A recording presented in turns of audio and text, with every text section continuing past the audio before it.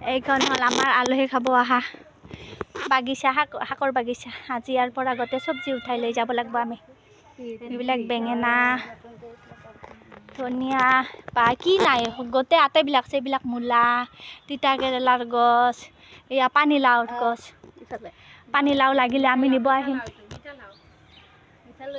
তাৰপিছত ইয়াত টমেটো আছে, টমেটো ইয়াত আঠা বা মাকৈৰ গছ দেখক।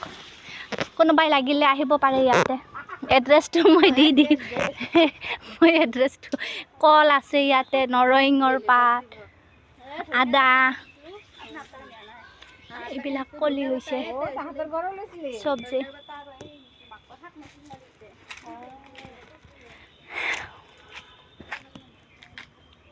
এইবিলাক